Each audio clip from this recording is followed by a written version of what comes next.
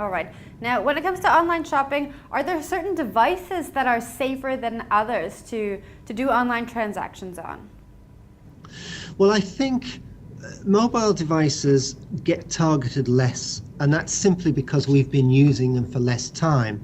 But that said, I mean, we've been seeing over the last 2 or 3 years an exponential growth in the amount of malware focused on tablets and mobile devices. So it is catching up.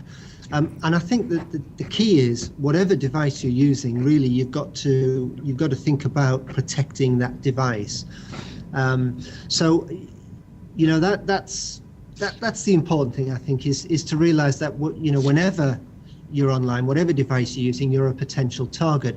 And in fact, with mobile devices, there's an extra sort of risk, I suppose, because if you're using a traditional desktop, it's fixed down on the table somewhere, and you have a connection to the internet which is probably your own. It's a trusted connection. If you're out, at a cafe or a shopping center or a hotel or an airport, you're probably using a Wi-Fi connection. And if it's an untrusted Wi-Fi connection, there's a danger that somebody else can capture any information that you send. I'm thinking here, for example, of passwords that you type in. So one additional piece of advice for people using mobile devices is, by all means, use a Wi-Fi network, but only use a trusted Wi-Fi connection if it's confidential data. All right, so we shouldn't refrain from entering passwords and financial information into our devices if we're on Wi-Fi, but make sure it's a Wi-Fi network that you trust. Yeah, definitely. Make sure it's, for example, if you're in the let's say the British Airways lounge at Heathrow Airport, for example, make sure that it's British Airways Wi-Fi and not somebody in the corner who set one up, BA Fast, and you think, oh yeah, I'll go for that one instead. Make sure it is the actual trusted one. And my rule would be, if it's not a Wi-Fi connection that I know and is trusted, I wouldn't do any confidential transactions on it.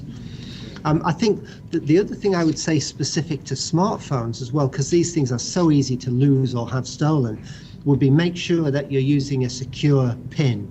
So, either not an obvious PIN, and ideally use a passcode or make use of a fingerprint reader, because that's going to make it more secure. Because one of the problems is, if you lose that device and the PIN is easy to guess, everything else is not protected with a password. Once you've entered that PIN, you get access to Twitter, Facebook, and everything else without the need for an additional password.